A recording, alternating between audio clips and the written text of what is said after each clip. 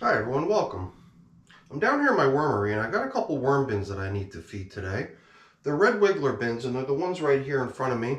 So this is the older of the two that I want to feed today. It's 122 days old and the one right next to it is 100 days old today. And I'm trying to keep the numbers in my head, but I don't really have to because I do have my little cheat sheet with me. So I guess I'll flash it now since there's little bits of info on here that might be of interest to people. These are red wiggler bins and the age we already talked about. The only other information on here shows how many times they've been fed. And that count also includes the food that was included in the original build of the bin. So there was food added to the bin even before the worms were added. So in this case, the older of the two bins has received 15 feedings plus the one feeding that I count as the food that was included in the build of the bin. It was 8 days ago that I last fed these systems. And at that time, I went to the bottom of my collection bag that's in my freezer where all the little tiny chunks of stuff falls down to. You know, every time I try to cram more stuff in there, I try to break stuff that has frozen together. Little particles fall to the bottom. So last week's feeding, or the feeding from 8 days ago, included a lot of little particle matter, tiny bits of food. Because since these are my older systems, I really would like to see that there's no food scraps in there when I finally get around to harvesting these systems. So in that same line of thinking, I've gone back into my freezer, but rather than going to my food scrap collection, I took the last of this material that I had created once when I had a surplus of celery and a whole bunch of grapes, and I ran the stuff through the food processor, and I created this pretty fine material. I had 2 trays like this filled with this stuff. So it's frozen still, so I used my knife to break it up into little pieces. So I have 2 more or less equal portions here. Each system's going to get one of these pieces. And in addition to that, the other staple food item that I like to feed oftentimes is the coffee. And I've got some grit too. I think I'll add some grit with this go around. So before we get the bins out here, I just figured I'd give a quick intro into what we're working on. So I'm going to put on a glove, get the first of the bins out here on the bench, and we'll get to work. So I can't really recall whether it was the last feeding or the feeding prior, but it was one of the more recent feedings when I took this towel out of here. The towel had actually been used as sort of the carbon-rich, it was intended to be the sort of the carbon-rich covering over the bin, which has since been replaced with a different carbon-rich covering for the bin, which is this piece of paper. And I typically try to cover up my bins with a sheet of plastic to keep the moisture recirculating.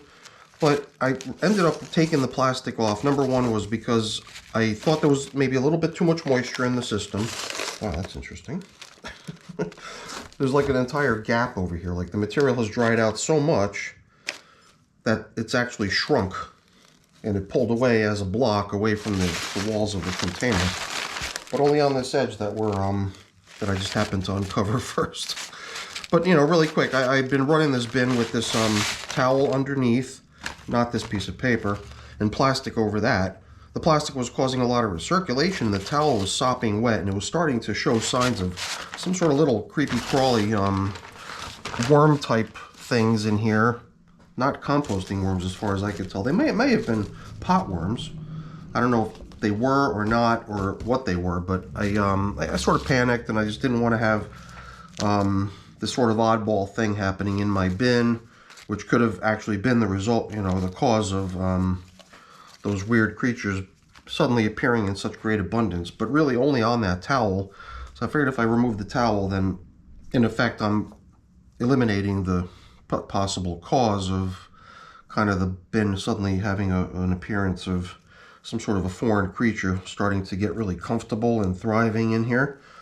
So that towel will eventually get, I think, composted, but not now. I just set it aside. It's just sitting there, and I'll come up with some new game plan for trying to compost it. So this bin would have gotten fed down the middle last time we were in here. That coffee filter I removed while I was speaking earlier was just meant to indicate where I had last fed. I guess maybe because it's partially due to the fact that the material is sort of drying out, I guess I'm tempted just to reach down here into this hole that's been created. A little void on the edge because of the material shrinking and just pulling away from the edge of the container. It's such an unusual looking worm. No? Just from its length, it seems very short and extremely thick. So, yeah, I guess there's no harm in starting out on this edge. It is the most curious portion of the bin with that weird dry section actually now going down along the edge. So it's not just the top of the surface is dry, but there's also this outer edge that was getting pretty much exposed to the air. But luckily, castings have this tendency to really hold on to their moisture. So, you don't have to dig deep into this material, even here on the top where it's been exposed to the most air, or maybe even here. You don't go down far. There's already nice damp material in there. But I gotta say, recently, I don't know if it's just the transition from perhaps a drier winter air to possibly a, less use of the forced hot air heating system, allowing more moisture to remain in the air and not be so dry within the house. Maybe humidity is returning now with the nice weather a little bit. I can't really explain it. There's always seems to be sort of a swing in my worm bin appearance, as seasons go on. And I don't think it's necessarily isolated to the bins because, I see it in multiple bins. I've got multiple bins where I feel like I've just got maybe a little bit too much moisture going on, since the material doesn't have that nice flaky, crumbly texture that you would want it to have. I think us as the vermicomposters want the material to have a nice kind of crumbly texture to it. But as far as the worms are concerned, I believe if you asked a worm, I bet you they would actually prefer having the material a little bit more damp, as we see here. So I'm pausing now because every time nowadays, whenever I see a little tiny white speck of something, I start to wonder if it could be mites. And I know mites are a normal creature in your bin, so I accept that. I just have a couple systems where I'm starting to feel like there's just maybe a little bit too many of them. And here too, I'm starting to wonder if these are mites or is this just, did I add grit? Because, if you look at the grit that I use, pulverized eggshell, it does actually have an appearance very similar. And, I'll admit my eyesight's not as good as it used to be. But whenever I see that, and I kind of see it on specific types of foods, such as stuff that's a little bit more damp, perhaps a little bit more sugary, I start to wonder if they might be mites, or are they just little particles of my grit. So, let's do what we do sometimes, just run a little time-lapse footage to get a better look at what it is that we see here. Recently, I've just found it so helpful to use the time-lapse feature to be able to sort of, see things that are normally not even visible on our time scale because they move so slowly, kind of like watching the time-lapse of a plant grow or something. So, just by looking at something in real time, it could look like this, it could look like that, but it seems like watching just even a couple seconds of it in fast motion immediately reveals, something that's moving or not, So, again, I'm not here to react to mites if I do realize that I've got a great number of them. I'm just trying to sort of note that if it is the case, and or at least try to determine it one way or another if I suspect it, but can't say for certain. So, again, like I said, I'm not here to react to this stuff. I'm really just digging around because I did find it interesting how the whole contents of the container as a unit almost sort of shrunk into a little more solid brick just by the loss of the moisture within the material. Maybe, just the overall mass of the material changes too as the worms continue breaking it down, sort of transforming it from a bin full of bedding and food into something else. Oh, you know what? I just kind of tore up everything here. I got a little sidetracked. I did want to talk about something you might have noticed in the time lapse as it played back was the presence of what I had originally gotten panicky about when I saw a whole bunch of them on the towel, the very, very damp beach towel that I showed earlier. I think they were these white potworms. And I know potworms, just like mites, just like the little flying insects we saw in here, worms, it's always a variety of different creatures all helping with the breakdown process. I think a lot of times it's really just kind of getting over that and accepting that as a fact rather than, getting alarmed or feeling like there's a need to react to it. So I'm definitely seeing the benefit to feeding small particle-sized food. So all I'm seeing is little smears of what appears to be leftovers here and there. Maybe one scrap of a piece of asparagus in this case, an item where the inside of it always seems to get gobbled up pretty quickly, but the outer part of it must be more tough and takes more time. I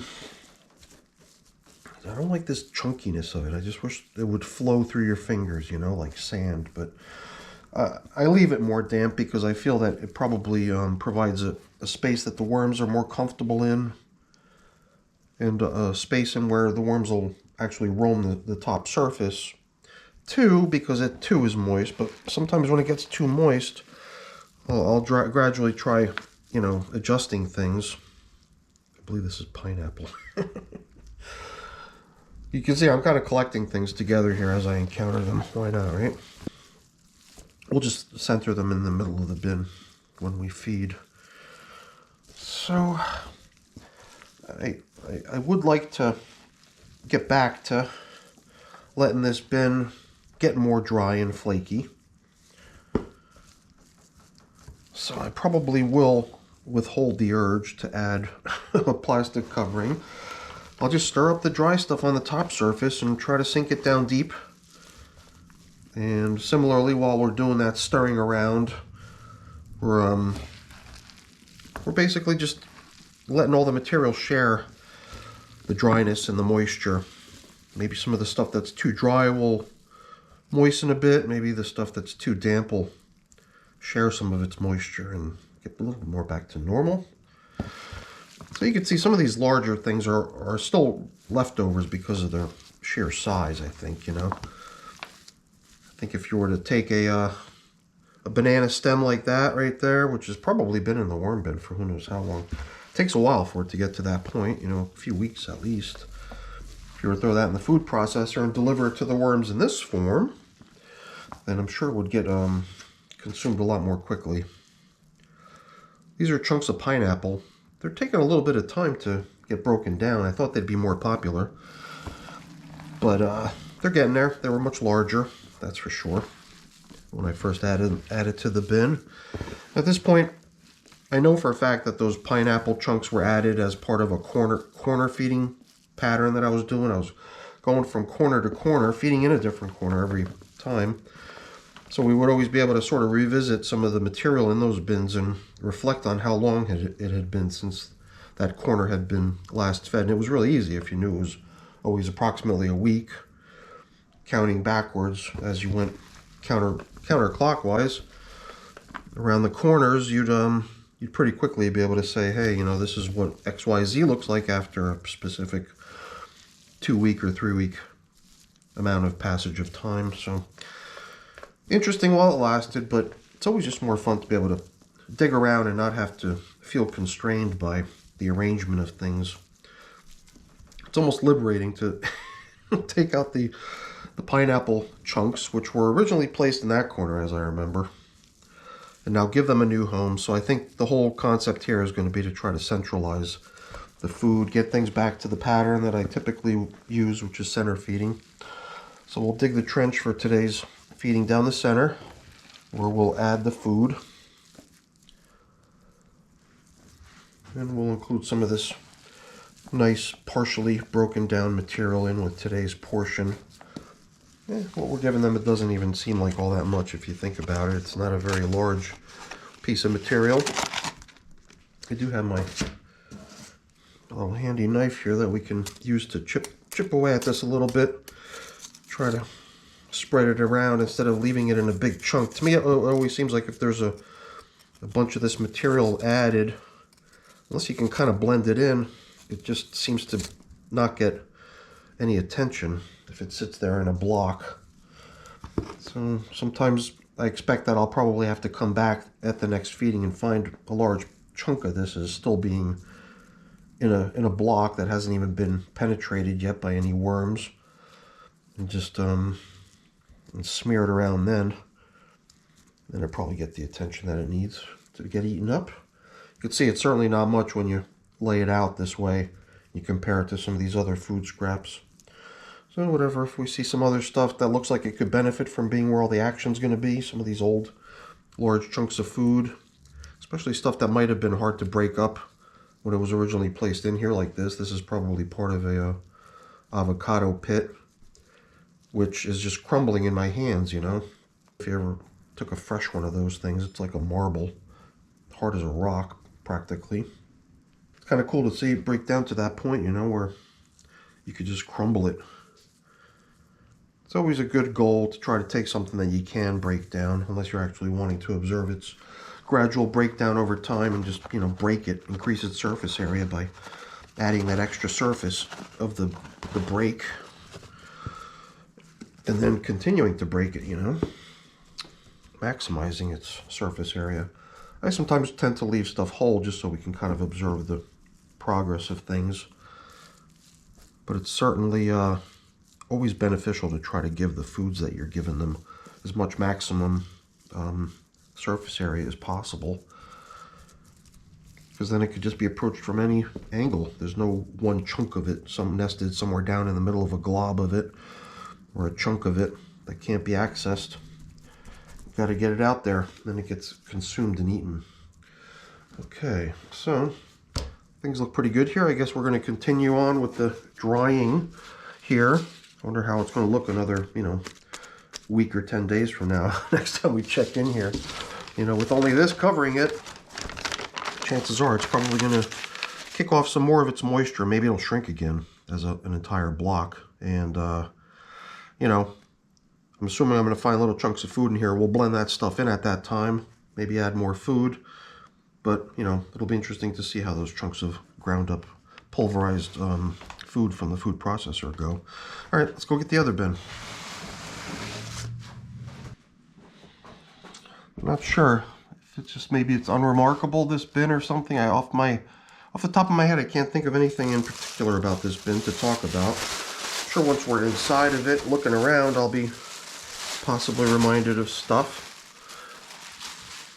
I guess the big thing about the last bin that we worked on, which always makes it stick out in my mind, is something I didn't even mention, which is the fact that that bin, although I do classify it as red wigglers, as you saw earlier on my little to-do list, even though it's classified as red wigglers, it's not purely red wigglers. That other bin that we just got done working on, that actually, from what I understand from the person who gave me those worms, is a mix of red wigglers, Indian blues, and European night crawlers. So you saw a lot of skinny little worms, you saw some big fat worms. And the pot worms are technically not really the part of what you're raising and breeding here when you're doing this. It's the composting worm. But it's always best just to get comfortable with the idea of the fact that your worm bins are probably more of like a, I don't know, like a ecosystem. The worms do a lot of the work, but certainly not all of the work. And a lot of the work they can't even do alone without some help from the other helper creatures in the bin. And mainly I'm talking about a lot of those little microscopic fungi and microbes and everything.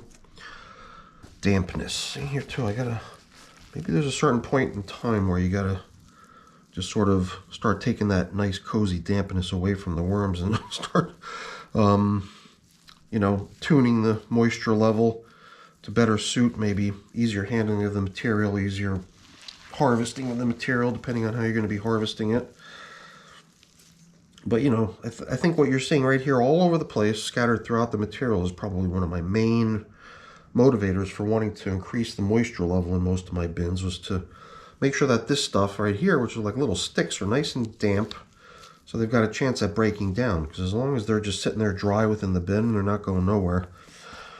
So I've got a feeling that, you know, trying to get those sticks, little sticks, the leaf stems, to break down eventually are one of the key factors why lately I like to keep my bins so damp. I wonder how long this is going to take. This is kind of a cool thing to track the progress of, right? The kind of where the bunch of bananas comes together at this sort of core stem piece. Here too, this bin probably had its corner feedings during that corner feeding regimen that I was giving all my red wiggler bins. So we could stir them up a little bit too. This system being a little bit damp can probably benefit from a little bit of agitation. Here too, we got some leftovers, more of the asparagus, which I know has a tougher outside, takes a little longer to break down. I'm not sure if what I'm tearing up might just be chunks of paper or bedding. That's what it seemed like, but it was kind of so far gone and mushy and just broke apart so easily in my hands that I assumed that that's what it was. Here, if we find any scraps of that last feeding, let's not pull them out only to have to return them. We'll just leave them in place. Check out how they're coming along possibly. Here too, the stem of a banana. It's probably been going for weeks and weeks to get to that sort of shredded appearance. Alright. Let's get rid of the last of this food that I brought down here for these guys. Try to spread it out again. If you're ever doing something like this, what I'm demonstrating here, I mean, I'm sure I'm probably putting my fingers at risk here, so I'll be as careful as I can, but this stuff is tough. I don't know if it would just break if I were to try to chip off pieces with my other hand. Just seems more definite that you're going to be able to get through it with something nice and sharp like this knife. Try not to get cut up. This chunk, I wonder if it was a little bit larger. Somehow the material that I'm spreading out here appears to be more than before. Might be an illusion, I don't know. So there too, I don't think we saw any real significant chunks of stuff other than what we probably expected to see. Let's see how this pulverized material goes. I do know I've got some other systems where I fed this stuff in pretty good sized chunks. And some of those systems I haven't even seen what the status of those chunks of pulverized food processor prepared foods look like. And I know some of them were plopped into the bin as good sized chunks too. Alright, here too. White specks, but I know that that's got to be the grit that I just added, right? And it was like the crowning, interesting tracking thing of this bin. I guess that object right there might be the only thing that sort of sets this bin apart, right? Alright, did we dig up any other food scraps that should just be returned to the bottom there? I think a lot of this was food too, but it looks like mush at this point. Can't even identify it. So we'll cover up our feeding area here. Now that that's done, before we put things away, maybe we'll give the outer edges a little agitation too and a quick inspection while we're at it. I'm wondering if when I put the plastic back on, if I were to put it on a little bit more loosely or kind of crumbly, allow for a little airflow beneath it, if it would kind of help me get back to a point where the stuff is a little bit more crumbly. You know, allow it to dry off, but still let the circulation of moisture create a comfortable environment for the worms. Perhaps I'm just following the right idea, but in the wrong sort of quantity in terms of coverage, plastic bag coverage. Maybe I'm just doing it wrong. Maybe if I had a little bit less coverage or a little bit more loosely fitting coverage, the material would be more like I would want it to be. I think this outer edge, this side of the bin actually does seem to have material that's a lot closer to what I'm interested in having. Still, you know, still a little bit more clumpy than it needs to be, but certainly nice and granular. A little bit more like what I've been talking about this whole video in terms of what I'd like to see in my bins. So yeah, you know, before things start to go a little bit too damp in this system, maybe a good idea would be to not have to go to that point where I go so extreme as removing plastic and leaving only paper coverings, but rather replacing those coverings that I'm already using now in a little bit more loose-fitting manner. So let's try that approach. Trying to think here. I'm already reaching for the coverings. Did I miss anything? Coffee went in, grit went in, food went in. So I think we got all the bases covered here for the most part. A little confused as to how many pieces this paper actually consists of or what their shape is supposed to be. They're pretty far gone at this point. This almost seems like a couple chunks that could cover almost half the bin. Maybe they're really part of one big chunk that's all torn up. Bring the other one over here alongside of it because it's probably similar shape and size, depending on how much of it has been surviving. Well, you gotta admit, it is holding up pretty good. It's tattered, but the pieces are still pretty large in size and fairly intact. But we're still getting some nice coverage with this, so I'm pretty satisfied with what it's doing for us. I always forget about the additional coverage you also get from the feeding zone indicator. Usually I have the feeding zone indicator right on top of the feeding, and then I put these other coverings on, but we'll reverse their order a little bit. So I'm not matting anything down, I'm not flattening anything out, I'm allowing for things to look a little bit more wrinkly, kind of resist that impulse to try to neaten everything up. This idea here, you know, maybe it's not very original, maybe it's just what I'm observing in other people's videos. Like, I don't know if it's D maybe, every time she goes into her bins to manage things, you can see that there are plastic coverings, but they're kind of more thrown in there a little bit more loosely. And they appear like they probably provide a good amount of ventilation while still, you know, preventing evaporation on a large part of the surface.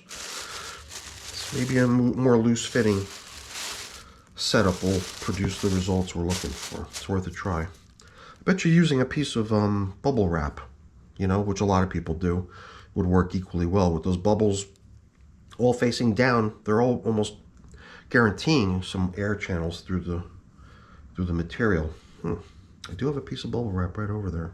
I'm gonna actually have to put it in service one of these days. So that's 2 bins fed. That's what I was after today. So I think we're done here. I'll put this away and get things cleaned up. But you know, I'm not gonna keep you around for that because that's boring. Before I go, let me just really quickly say thank you. Thanks so much for watching. Hopefully you enjoyed the video. If you did, as always, please consider subscribing to the channel. And as always, please also give me a like to show that you like the video. All right, everyone. Thanks so much for watching. Have a great day. Bye now.